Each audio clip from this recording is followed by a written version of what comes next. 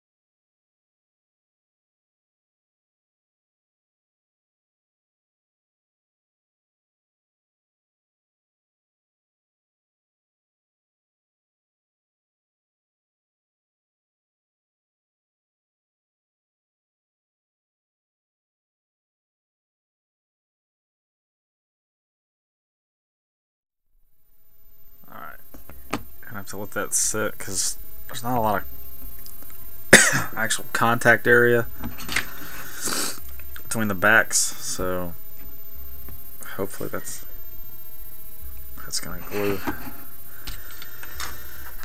I noticed that the exhaust ports are gonna need some liquid green stuff. So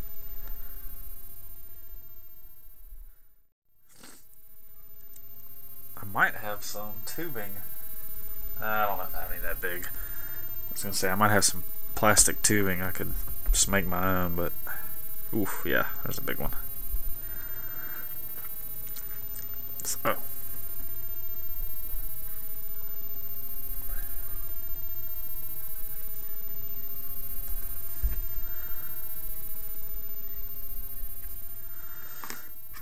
we'll see.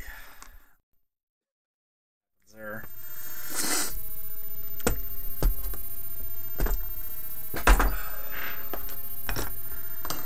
Alright.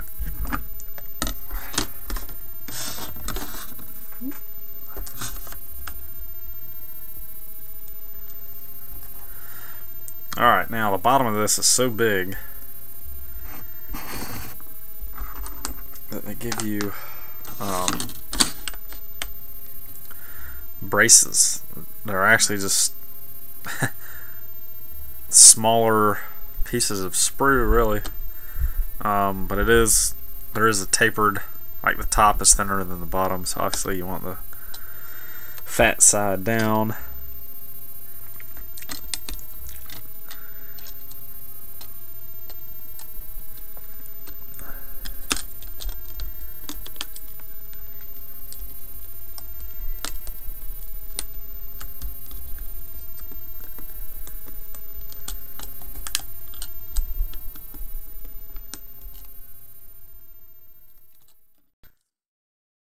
Here we go.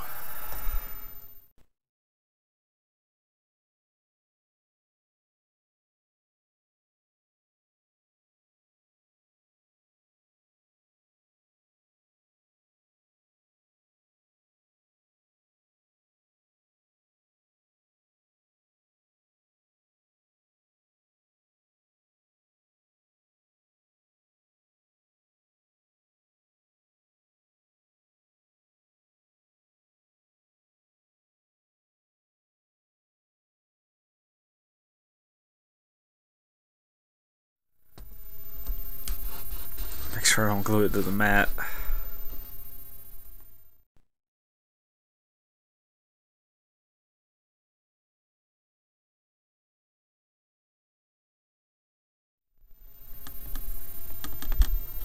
Okay.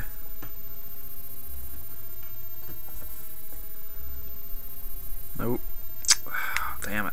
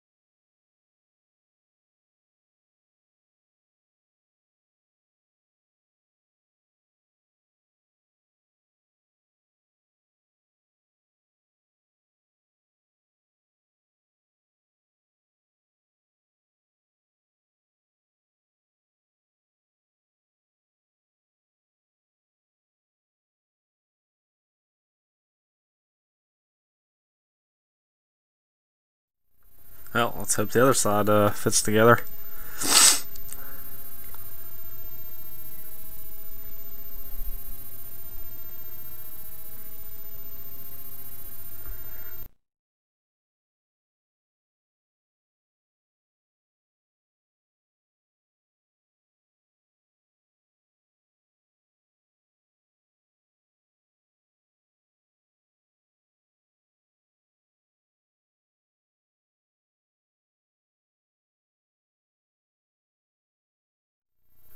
Look at that.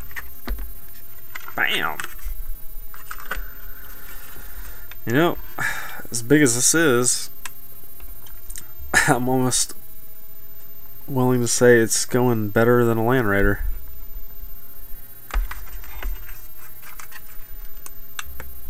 Oh, make sure the bottom gets all the way seated.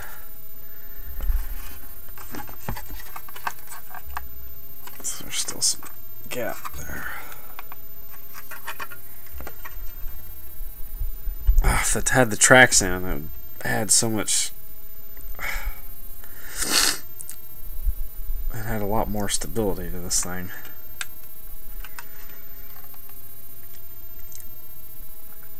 I really wish they would have had plastic rods in between a couple of these wheels here.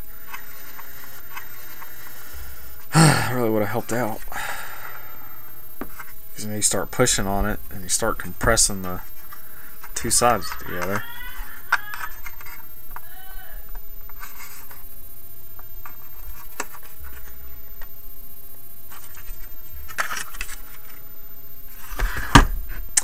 And I just noticed part of the reason this was not gluing well is because the back plate was warped. This is flat. So there's a gap. And so it's not going to fit perfectly snug.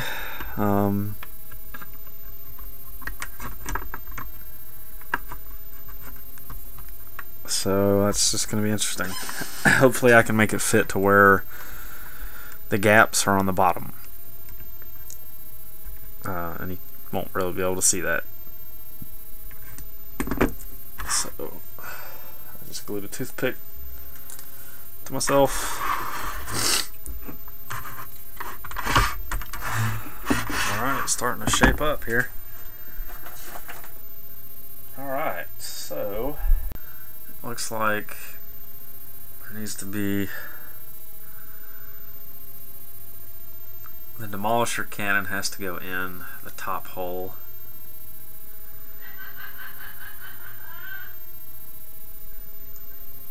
Don't mind my wife laughing in the background. I'm trying to see if there's anything else besides the demolisher that has to go on the other side. It looks like there's a hatch. Some kind of hatch has to go on the front. Basically, this step in the directions, you start building the Fellblade turret, you assemble the hull, or the top plate. It's got some stuff that goes on it. I'm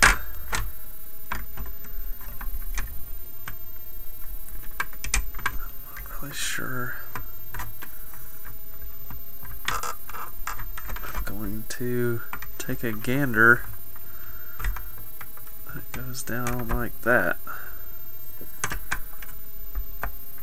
Some form or fashion. Like that. So it's going to go like that. There's a hatch thing that has to go over here. Demolisher cannon. That's the frontal turret. Alright. Wow, this is actually not that bad for a big kit. In fact, I'm almost done, really. I did skip over the side sponsons, so I'll assemble those when I figure out how I'm going to do the weapons. If I can magnetize them or just glue them in. I don't know. We'll see. But let's see if we can just at least get the hull done.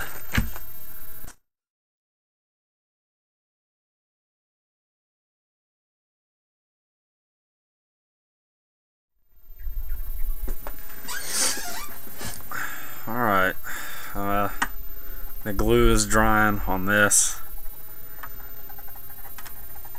You can see here, there's 2 rivets there, and they're also on the other side. As you can see, I had to shave them off and do a little shaving on the underside of this joint of the armor to get it to fit, because the back end was coming up. So now I'm going to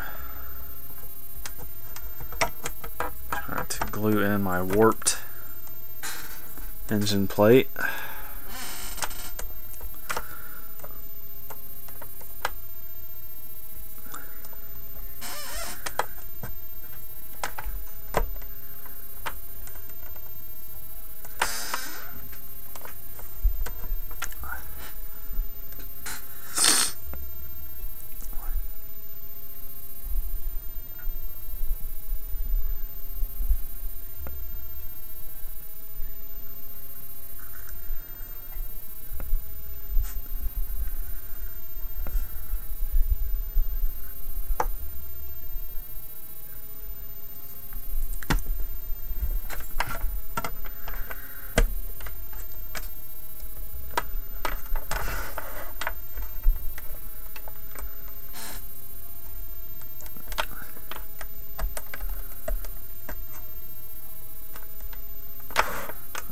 So I'll have to fill some gap.